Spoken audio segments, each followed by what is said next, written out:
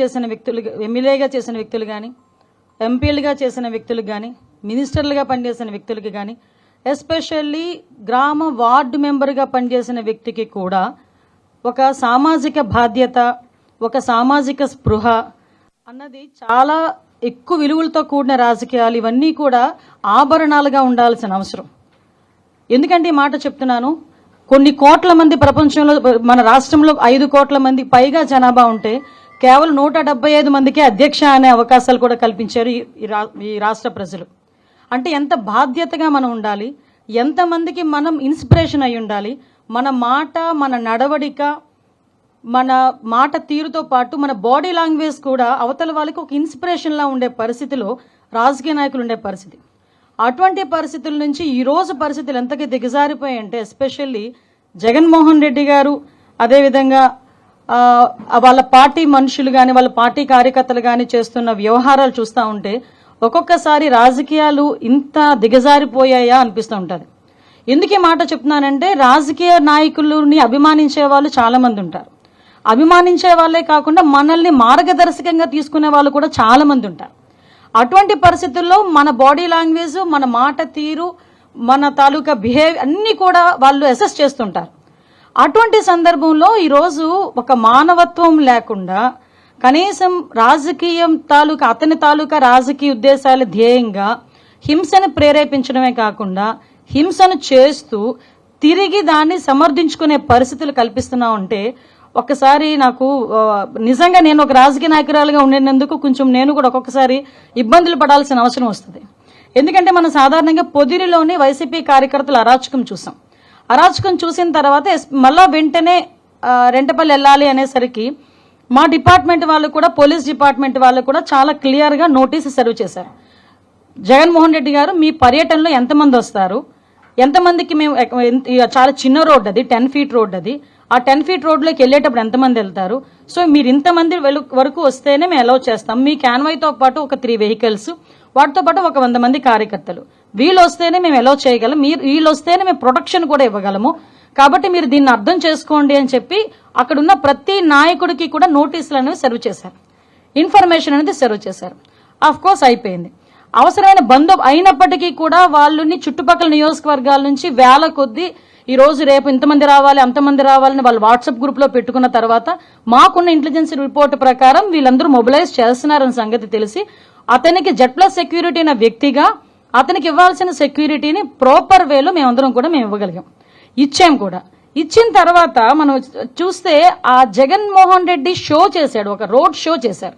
అతను వెళ్ళేదేమో ఒక పరామర్శకి వెళ్తున్న వ్యక్తి రోడ్ షో చేస్తున్నాడు. ఇంచుమించుగా అతని ఇంటి దగ్గర నుంచి, తాడేపల్లిలో అతని ఇంటి దగ్గర నుంచి 10:30కి స్టార్ట్ అయిన వ్యక్తి సాయంత్రం 4 గంటలకి ఆ రెంటపల్లి వెళ్ళారంటే ఒకసారి ఆలోచన చేయండి, ఎంత స్లోగా మూవ్ అయ్యి ఎంత రోడ్ షో చేసుకుని ఆయన వెళ్ళారో ఒక్కసారి జనాలు కూడా అర్థం చేసుకోవాలి. ఈ నేపథ్యంలో అతను రోడ్ షో చేసుకుంటూ, అందరికీ అభివాదాలు చేసుకుంటూ, అందరి దగ్గర నవ్వుతూ షేక్ హ్యాండ్లు ఇస్తూ ఆయన వెళ్తూ ఉంటే దారిలోని అతని కార్యకర్త, అతని సింపథైజర్, అంటే వాళ్ళ పార్టీ సింపథైజర్, పార్టీ కార్యకర్త కనీసం రోడ్ వెహికల్ కి కింద పడిపోయి టైర్ కింద పడ్డాడు అన్న సంగతి తెలిసి కూడా అతను కనీసం బండి ఆపకుండా ఆ బండిని అలా ఆ పక్కనున్న వ్యక్తిని కనీసం పక్కన తీసి, నేనేమంటానంటే ఆ బండి కింద పడిపోయాడు వ్యక్తి, ఆ వ్యక్తిని తీసి ఇమీడియట్ గా 108కో దేనికో ఫోన్ చేసి అంబులెన్స్ లో పంపిస్తే కనీసం మనిషి బతికేవాడేమో. ఎంత అంటే దాన్ని ఏ పదాలు ఉపయోగించుకోవాలో కూడా అర్థం కావట్లేదండి. ఎంత నిరంకుశంగా, కనీసం దయా జాలి లేకుండా ఆ వ్యక్తిని అలాగే ఈడ్చి ముళ్ళ పొదల్లో పడేశారు. తర్వాత అతన్ని చూసి పోలీస్ డిపార్ట్మెంట్ వాళ్ళు 108కి ఫోన్ చేసి ఇమీడియట్ గా డిపార్ట్మెంట్ వాళ్ళు హాస్పిటల్కి పంపిస్తే హాస్పిటల్కి వెళ్ళిన తర్వాత అతను చనిపోయాడని డాక్టర్స్ చెప్పడం జరిగింది. కనీసం అతను ఆ కార్ కింద పడిన తర్వాత అయినా ఇమీడియట్ గా హాస్పిటల్కి పంపించి ఉంటే ఆ మనిషి బతికేవాడు కదా. అంటే ఇంత దారుణంగా, ఇంత దాన్ని ఏమంటారంటే కనీసం జాలి దయ లేకుండా కూడా మనుషులు ఉంటారా? మనిషి జన్మకి ఒక అర్థం ఉంటుంది, దేనంటే ఒక జాలి దయ ఎమోషన్స్ ఇవన్నీ ఉంటాయి. ఏ ఎమోషన్స్ లేని కాకిలా అంటే ఒక కాకి చచ్చిపోతే 100 కాకులు వస్తాయి.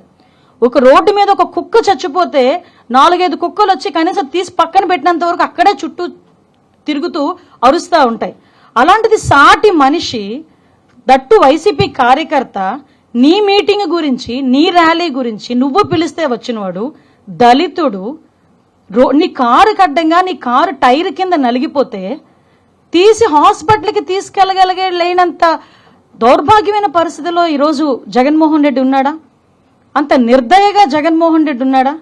అంటే అతనికి జగన్మోహన్ రెడ్డి రాజకీయ లబ్ధి తప్పించి మనుషుల ప్రాణాలంటే లెక్కలేదా? ఇంత ఉన్మాద పరిస్థితుల్లో కూడా రాజకీయ నాయకులు ఉంటారా? నిజంగా నాకైతే చాలా ఆశ్చర్యం అనిపిస్తుందండి. ఇలాంటి సిచ్యువేషన్ నుంచి తన నిర్లక్ష్యంగా ఇద్దరు చనిపోయారు. అతని నిర్లక్ష్య కారణంగా ఆ రోజు సింగయ్య, మళ్ళీ ఇంకొక అబ్బాయి రెడ్డి, ఇద్దరు చనిపోయారు. ఇద్దరు చనిపోయినా కూడా తన పర్యటన కొనసాగిస్తూనే ఉన్నాడు. విషయం ఏంటంటే ఇందులోని మనందరం కూడా ఆలోచించాల్సింది ఏంటంటే, సంవత్సరం క్రితం బెట్టింగ్ ద్వారా డబ్బులు కోల్పోయి ఆత్మహత్య చేసుకున్న, ఇక్కడ మీరు అర్థం చేసుకోవాలి, సంవత్సరం క్రితం జూన్ 4th అతను ఆ బెట్టింగ్ లో పోయి జూన్ 9వ తారీఖున ఎప్పుడో చనిపోయిన వ్యక్తి, 2024లో చనిపోయిన వ్యక్తికి సంవత్సరం తర్వాత పరామర్శ చేయటానికి ర్యాలీగా వెళ్తా ఉంటే మధ్యలో దారిలో 2 ప్రాణాలు పోతే ఆ 2 ప్రాణాల గురించి ఆలోచన చేయకుండా సంవత్సరం ముందు పోయిన ప్రాణం గురించి ఒక విగ్రహం కట్టించి ఆ విగ్రహానికి దండేయడానికి వెళ్ళాడంటే ఒక్కసారి ఆలోచించండి అతని తాలూకా నైజం ఎలాంటిదో. ఇదే సేమ్ పందాలో వాళ్ళ బాబాయ్ హత్య గురించి ఒకసారి మనం ఆలోచన చేసుకుంటే, గొడ్డలి వేటు గురించి ఒక్కసారి మనం ఆలోచన చేసుకుంటే పరిస్థితి ఏంటన్నది ఆలోచించవచ్చు. కోడికత్తి డ్రామా, ఆ దళిత బిడ్డ ఈ రోజుకి కూడా ఆ స్త్రీని ఇప్పటికీ కూడా ఇబ్బందులు పడతానే ఉన్నాడు.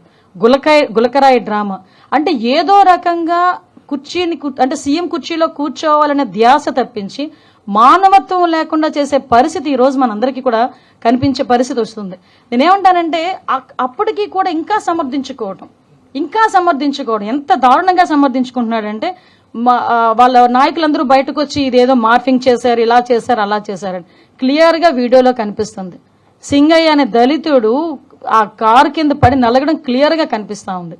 ఇటువంటి పరిస్థితుల్లో కూడా కనీసం ఆపకుండా వెళ్ళిపోయే పరిస్థితి కనిపించింది.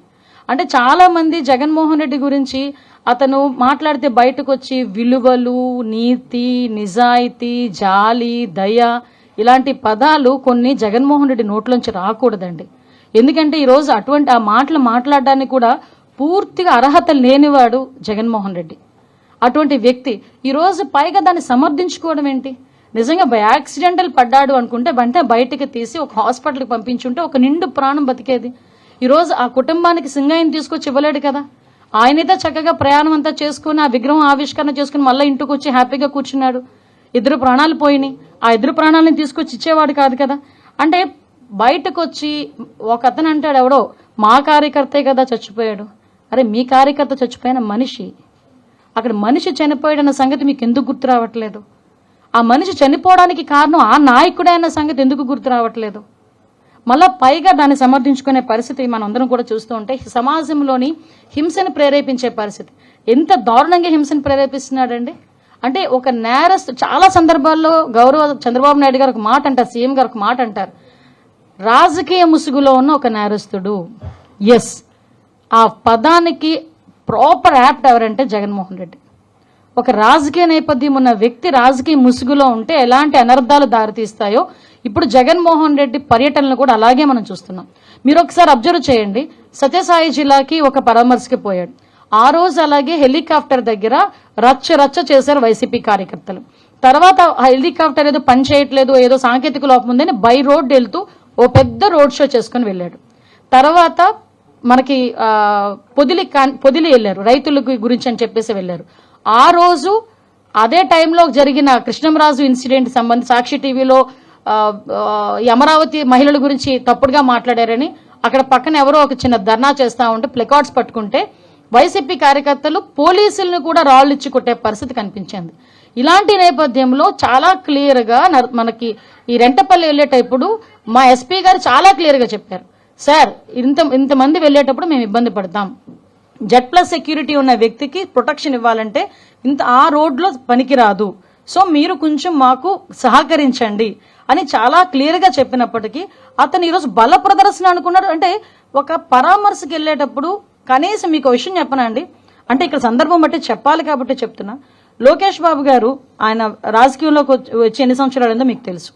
ఏదైనా పరామర్శకు వెళ్ళినప్పుడు ఎవరైనా వచ్చి సెల్ఫీ అడిగితే ఏమంటారో తెలుసా ఆయన, ఇది సందర్భం కాదు బాబు సెల్ఫీ తీసుకోవటానికి, నేను వచ్చింది పరామర్శకి, నేను ఇంకేదైనా మీటింగ్కి వచ్చినా లేకపోతే ఇంకో ప్రోగ్రామ్కి వచ్చినా కంపల్సరీ సెల్ఫీ ఇస్తా అని ఏదైనా మామూలు ప్రోగ్రామ్కి వస్తే వచ్చిన ప్రతి కార్యకర్తకి కూడా 2000 మంది ఉన్నాయంటే 3000 మంది నుండి సెల్ఫీ ఇచ్చి వెళ్తాడు.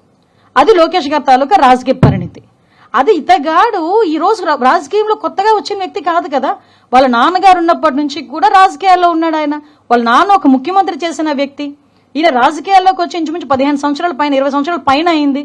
అటువంటి వ్యక్తి కనీసం ఒక మనిషి ప్రాణం గురించి, సొంత వైసీపీ కార్యకర్త ప్రాణం గురించి కూడా ఆలోచన చేయకుండా పక్కకి ఈడ్చిన ట్వీట్ చేసి అతని ప్రోగ్రామ్ ని ముందుకు నడిపించుకున్నాడంటే ఇతను పరామర్శ అన్న పేరుకే గానీ అతని బల ప్రదర్శన అన్నది చాలా క్లియర్ గా మనకందరికి అర్థమవుతుంది. మాట్లాడితే నాకు భద్రత లేదు అని మాట్లాడతారు. మేము ఎంత క్లియర్ గా జెడ్+ సెక్యూరిటీ అనే పర్సన్ కి ఎంత భద్రత ఇవ్వాలో అంత భద్రత కూడా పోలీస్ డిపార్ట్మెంట్ వాళ్ళు ఇస్తున్నారు.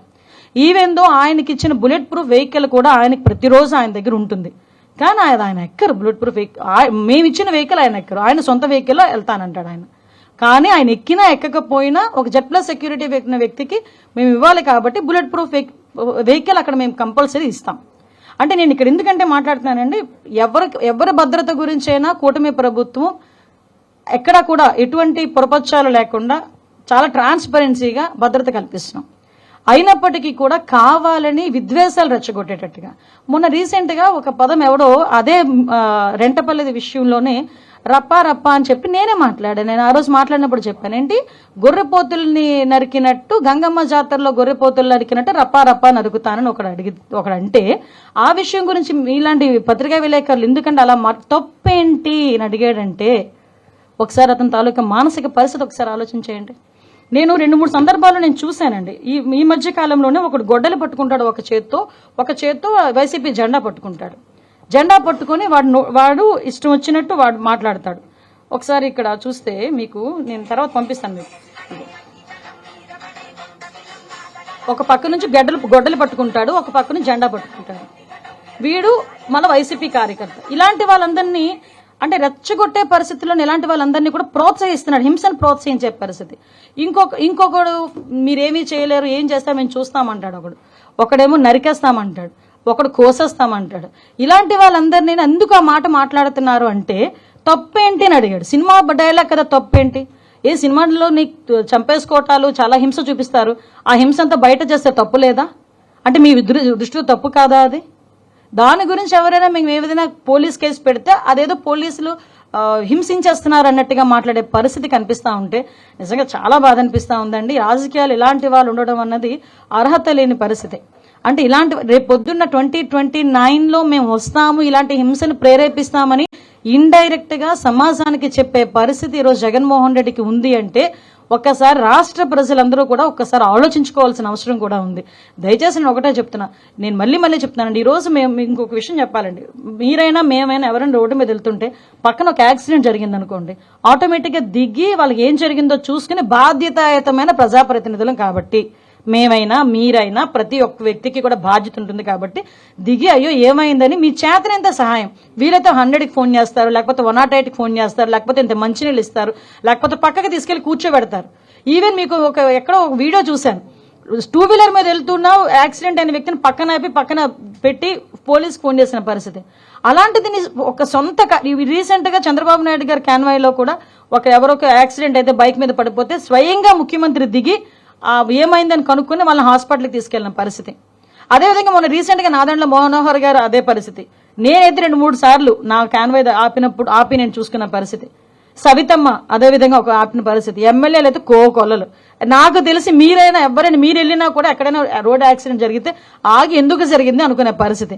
అలాంటిది సొంత కార్యకర్త, నీ గురించి వచ్చిన కార్యకర్త నీ కారు కిందే పడి నలిగిపోతా ఉంటే పక్కకి ఇసిరేసి నీ కాన్వాయ్ గెలుపుతూ సెల్ఫీలు ఇచ్చుకుంటూ చేతులుపుకుంటూ వెళ్తున్నావంటే ఎంత నిర్దయ ఈ జగన్మోహన్ రెడ్డికి. మానవత్వం లేదన్న సంగతి చాలా క్లియర్ గా అర్థమవుతుంది కదా. ఒక్కసారి మనం కూడా ఆలోచన చేసుకోవాల్సింది, ఇలాంటి నాయకులు సమాజంలో ఉండొచ్చా లేదా అనేది కూడా మన రాష్ట్ర ప్రజలు కూడా ఆలోచించుకోవాల్సిన అవసరం ఉంది.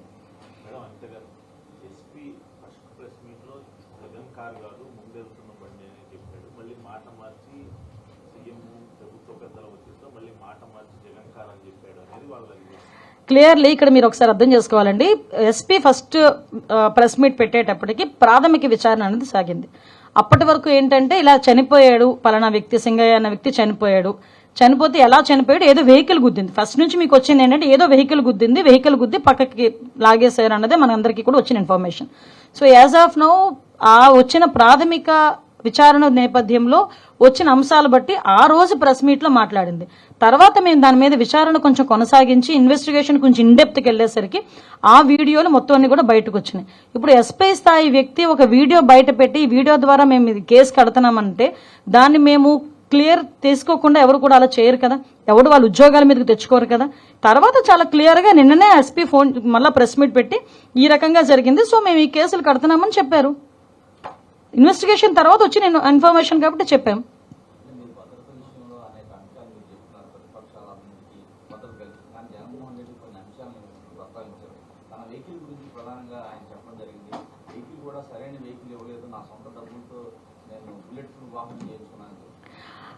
అండ్ వెహికల్స్ గురించి ఆయన మాట్లాడకూడదు, ఎందుకంటే లాస్ట్ 5 సంవత్సరాల్లోనే కూడా ఒక్క వెహికల్ కూడా కొనకుండా గడిపేశాడు. పోలీస్ వ్యవస్థను ఎంత నిర్వీర్యం చేశారో మనందరికీ తెలుసు. కానీ ఉన్న వెహికల్స్ లోని కూడా ద బెస్ట్ వెహికల్ నే ఆయనకి పంపించడం జరుగుతుంది. ప్రతిరోజు ఆయన ఇంటి దగ్గర మా బుల్లెట్ ప్రూఫ్ వాహనం, ఆ డ్రైవర్ కూడా పోలీస్ డిపార్ట్మెంట్ కి సంబంధించిన డ్రైవర్ ఉంటాడు కంపల్సరీగా. Z+ సెక్యూరిటీకి సంబంధించి ఏదైతే మేము చేయాలో అన్ని కూడా మేము చేస్తాం.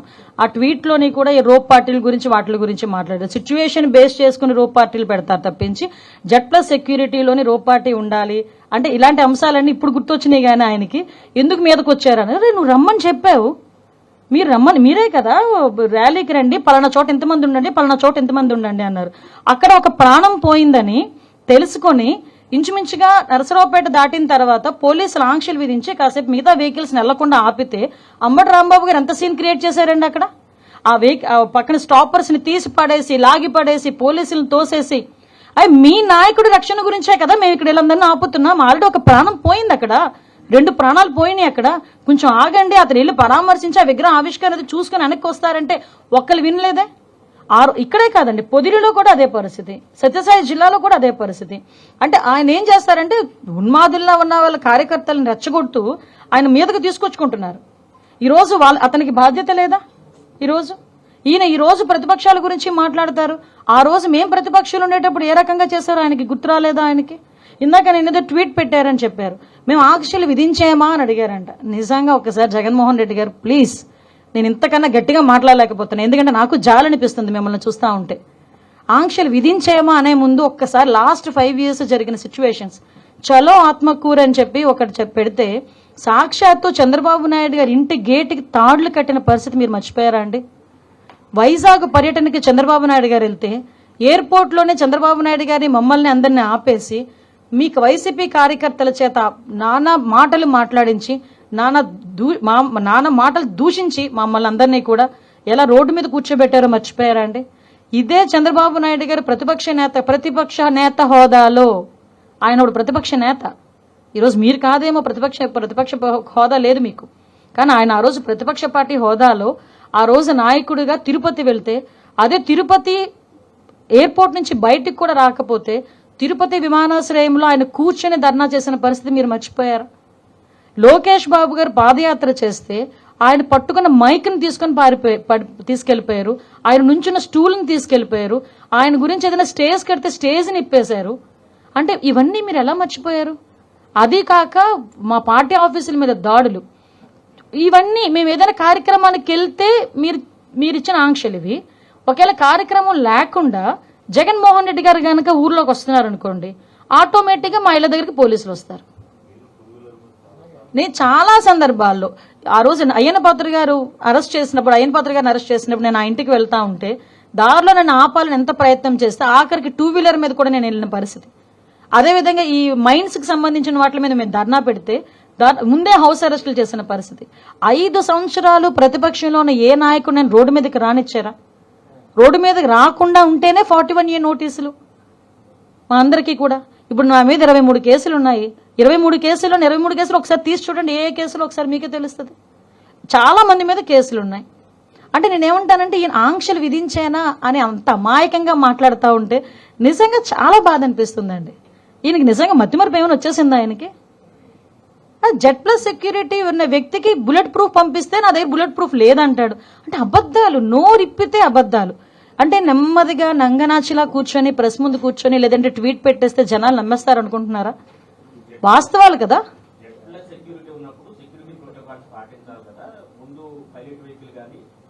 మీకు ఒకసారి మీకు వీడియో పెడతానండి. ఆయన బయటకు వెళ్ళేటప్పుడు, ఆయన ఇంటి నుంచి బయటకు వచ్చేటప్పుడు, ఎస్ ట్వీట్లో అన్నారు, నేను అదే చెప్తున్నా. ఆయన ట్వీట్ పెట్టేటప్పుడు ట్వీట్లో అబద్ధాలు ఉంటాయి, ఆయన ప్రెస్ మీట్ కూర్చొని మాట్లాడేటప్పుడు అందులో అబద్ధాలు ఉంటాయి. అవి మేము వాస్తవాలు మేము చెప్పాలి కాబట్టి మీకు చాలా క్లియర్గా చెప్తున్నా. జగన్మోహన్ రెడ్డి ఇంటి నుంచి బయటకు వచ్చిన తర్వాత ఆయన మళ్ళీ ఏదైనా ప్రాబ్లం ఫేస్ అవుతుందేమోనని, జనాలు ఎక్కువ మంది వస్తారు కదా అని ఆయన జెడ్ ప్లస్ సెక్యూరిటీ అనే వ్యక్తిని 3 వెహికల్స్ ముందు పైలట్ వెళ్ళినాయి. అందులో ఒక డిఎస్పీ కూడా ఉన్నాడు. 3 వెహికల్స్ వెళ్ళినాయని పైలట్. ఎందుకు నేను ఇంత మాట్లాడుతున్నా? ఫస్ట్ నేను వెహికల్ వీడియో చూశాను. 3 వెహికల్స్ నేను చూసుకున్నా ఎన్ని వెహికల్స్ వెళ్తున్నాయి ముందు. నేను పైలట్, ఎస్కార్ట్ కాక ఇంకో 2-3 వెహికల్స్ ఎక్స్ట్రాగా మేము పంపించుకున్నాం. అరే మీరు కంట్రోల్ చేయాల్సిన మీ కార్యకర్తలు మీరు కంట్రోల్ చేయకుండా, ఒకటేనండి నేను చెప్తున్నాను, మాట్లాడితే మా భద్రత గురించి మాట్లాడుతున్నారు. అరే నీ వెనకాతల నుంచి ఒకడు రపా మనం కోస్తానంటే నువ్వెందుకు మాట్లాడలేకపోయావు ఆ రోజు? అదెందుకు ఆలోచన చేయట్లే? అది సొసైటీ. ఇప్పుడు నీ భద్రత గురించి ఆలోచిస్తున్నావు. నీ కార్యకర్త వల్ల సమాజానికి థ్రెట్ ఉంది ఈరోజు. ఆ సొసైటీ భద్రతను ఎవరు కాపాడతాడు? నీ కార్యకర్త నీ ర్యాలీలో నుంచొని రపా నరుకుతానని ఒకడంటాడు, కోసేస్తాను ఒకడంటాడు, రాజారెడ్డి రాజ్యాంగం మళ్ళీ తిరిగి రాస్తామని ఒకడంటాడు, ట్వీట్లు ఫేస్బుక్లో నోటుకు వచ్చినట్టు పెడతాడు, ఒకడు గొడ్డలు పట్టుకుంటాడు, ఒకటి వేట కొడవలు పట్టుకుంటాడు.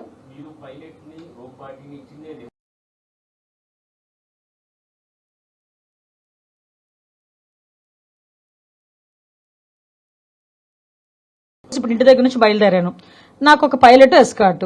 ఎంతసేపు బయలుదేరుతాను? మీకు ఎందుకు ఫోన్ చేశాను? ఒక 10 నిమిషాలు నేను వచ్చేస్తాను. అంటే పలానా టైం నుంచి పలానా డిస్టెన్స్కి నేను రావడానికి ఒక 10 మినిట్స్ పడుతుంది కాబట్టి నేను అంత ఎగ్జాక్ట్గా చెప్పుకుంటున్నా. దారిలో జనాలు అది వస్తే గనక వాటిని క్లియర్ చేసుకుని రావడానికి కొంత టైం పడుతుంది. కానీ ఇతగాడు ఏం చేస్తున్నాడంటే జనాలందరినీ మా పోలీసులు ఎవరైనా గట్టిగా రోప్ పార్టీ పట్టుకుని ఆపారు అనుకోండి, పోలీసులు ఏంటది దాన్ని ఏమంటారు, మమ్మల్ని ఇబ్బంది పెట్టేస్తున్నారు, పోలీసులు వైఖరి నశించాలి అని మాట్లాడతారు. ఈరోజు మీ వాళ్ళేమో ఎలాగో నిజంగా చెప్తున్నా, ఈ మాట అనకూడదు, ఒక ఉన్మాదుల్లో రప్పించుకుంటున్నారు. మీరు రప్పించుకొని ఒక రోప్ పార్టీ పెట్టి, అంటే 90 కిలోమీటర్లు నేను రోప్ పార్టీ పెట్టగలనా? ఊర్లోకి రాగానే అతను దిగితే రోప్ పార్టీ పెట్టగలరు ఎవరైనా? ఆయన దిగిన తర్వాత నడుచుకుంటూ వెళ్తే రోప్ పార్టీ పెట్టగలరు. నువ్వు వెహికల్తో వెళ్తుంటాను, హైవే మీద వెళ్తుంటాను, 90 కిలోమీటర్ల మీద వెళ్తుంటాను అంటే రోప్ పార్టీ పెట్టమంటే ఎలా అవుతుంది? నువ్వు 90 కిలోమీటర్ 80 నుంచి 90 కిలోమీటర్లు వెళ్ళడానికి నీకు ఎన్ని గంటలు పట్టింది? అంటే మీరు ఏ స్పీడ్లో వెళ్ళారో ఒకసారి ఆలోచించుకుంటున్నారా? ఒకసారి ఆలోచించాలి. మేము ఇవ్వాల్సిన భద్రత, మేము అవుట్ ఆఫ్ ద బాక్స్ అతనికి ఇవ్వాల్సిన భద్రత కన్నా మేము చెప్పిన దానికన్నా ఎగస్ట్రానే మేము భద్రత ఇచ్చాం.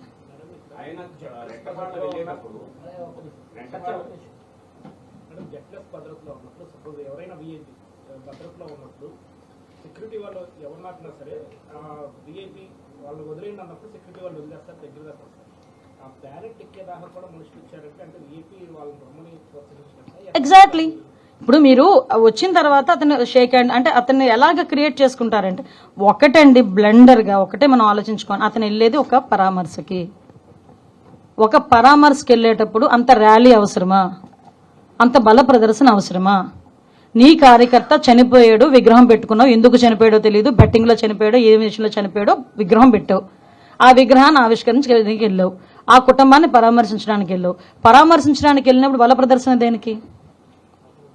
బల ప్రదర్శన చేస్తూ 4-5 గంటలు 5 గంటలు నువ్వు హైవే మీద నెమ్మదిగా నీ జనాలందరితో వెళ్తానంటే ఎంతమంది ప్రజలకు ఇబ్బంది కలుగుతుంది? అది ఎందుకు ఆలోచన చేసుకోవట్లేదు? ఈరోజు మాట్లాడితే పోలీసులు భద్రత ఇవ్వలేకపోయారు, పోలీసులు అంతకు మించి మాకు పరిధి మించి దాటి ఈరోజు భద్రత ఇచ్చాం. ఈరోజు అంతవరకు కాదండి, నీ వెహికల్ కింద మనిషి పడితే సెన్స్ తెలియదా?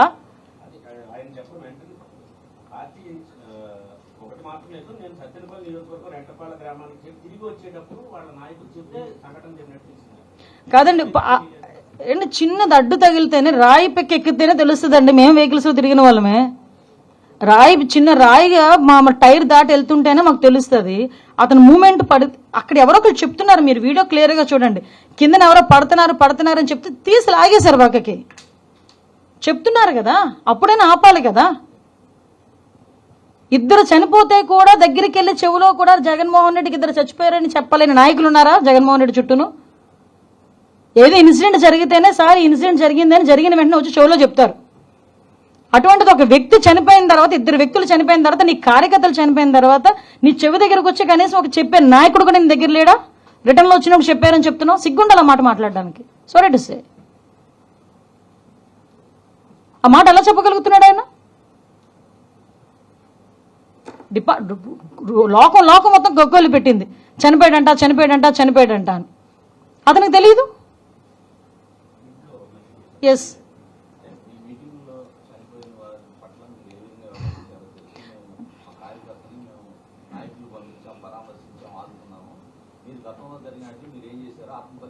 ఎగ్జాంపుల్ చెప్తానండి. కందుకూరులో అనుకుంటా చంద్రబాబు నాయుడు గారి మీటింగ్కి ఒక ఇన్సిడెంట్ జరిగింది. 8 మంది ఎంతమందో అక్కడ ప్రాణాలు కోల్పోవటం జరిగింది. ఇమీడియట్గా మీటింగ్ ఆపేశారు.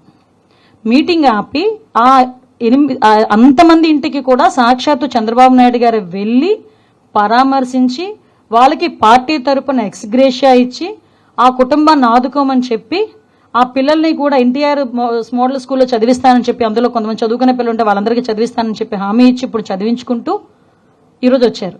నెక్స్ట్ మీటింగ్ ఆ ఊర్లో పెట్టలే, నెక్స్ట్ కావలికి షిఫ్ట్ అయిపోయారు. నెక్స్ట్ మీటింగ్ పెట్టేటప్పుడు ఇమీడియట్ గా హాస్పిటల్కి వెళ్ళడమే కాదు, వాళ్ళ ఇంట్లోకి ప్రతి ఒక్కరి ఇంట్లోకి వెళ్ళారు, మీటింగ్ క్యాన్సిల్ చేశారు. అదండి నాయకుడుకున్న నిబద్ధత. అంతే తప్పించి చనిపోతే చనిపోనియండి, మా పనులు మేము చేసుకుంటాము, మా బల ప్రదర్శన మేము చేసుకుంటామని ఏ రోజు చంద్రబాబు నాయుడు గారు లేరు. మీకు ఇక్కడ ఎగ్జాంపుల్ కూడా చెప్పాలి. రీసెంట్ గా మా టీడీపీ నాయకుడే భారతీరెడ్డి గారి గురించి ఒక మాట మాట్లాడారని ఇమీడియట్ గా అరెస్ట్ చేసిన పరిస్థితి. అరే నీ పక్కన ఉన్నవాడు నేను రప్పారప్పా కోస్తానంటే తప్పేంటి అని అడుగుతాడు ఈరోజు జగన్మోహన్ రెడ్డి. ఈ కోసేస్తానంటే తప్పేంటి అని అడుగుతాడు. అంటే ఇతనికి నరుకుడు నైజం ఇతనికి ఉంది, అది వేరే విషయం. కానీ సొసైటీలో మనం ఉన్నాం కదా, బాధ్యతాయుతమైన పొజిషన్లో ఉన్నాం కదా, మినిమం రెస్పాన్సిబిలిటీ ఫీల్ అవ్వాలి కదా, అది మేము అడుగుతున్నాం.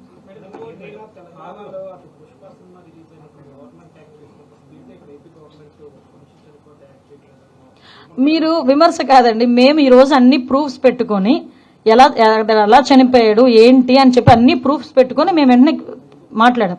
మేము ఇలా మాట్లాడిన దానికే అదేదో ఏఐతోనేదో క్రియేట్ చేశారని ఒకళ్ళు బయటకు వచ్చి అంటారు, ఒకళ్ళు మా కార్యకర్త చచ్చిపోతే మీకేంటి ప్రాబ్లం అంటారు. అంటే వాళ్ళు నోటికి వచ్చినట్టు మాట్లాడే పరిస్థితి. కానీ as per rule, as per law మేము ఏం చేయాలని మేము చేస్తున్నాం. దానికి ఎవరైతే తప్పు చేశారో వాళ్ళందరూ కూడా శిక్ష అనుభవించాల్సిందే.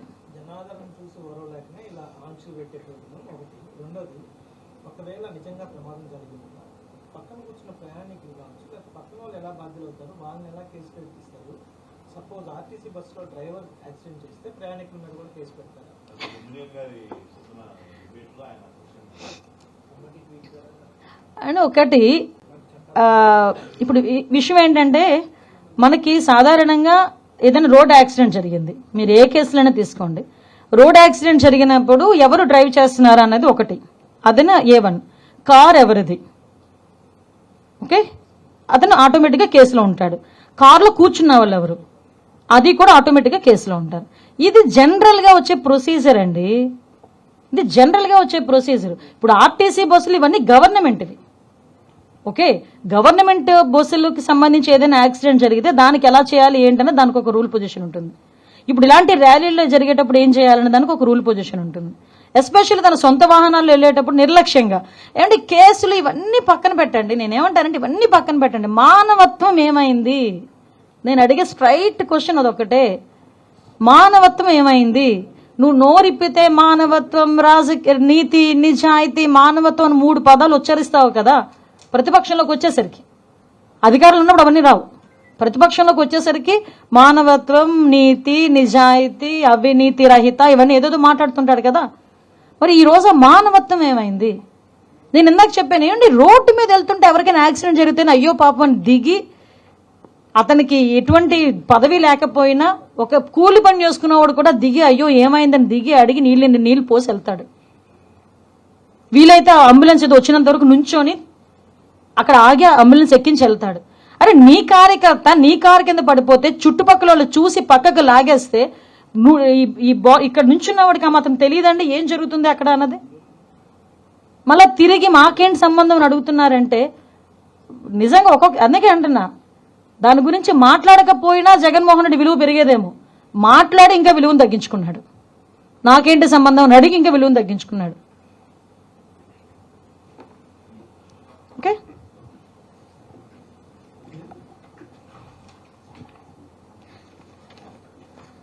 అన్నిటికీ మించి ఆంక్షలు మేము పెట్టామా అని అడగడమే చాలా విడ్డూరంగా ఉంది. అది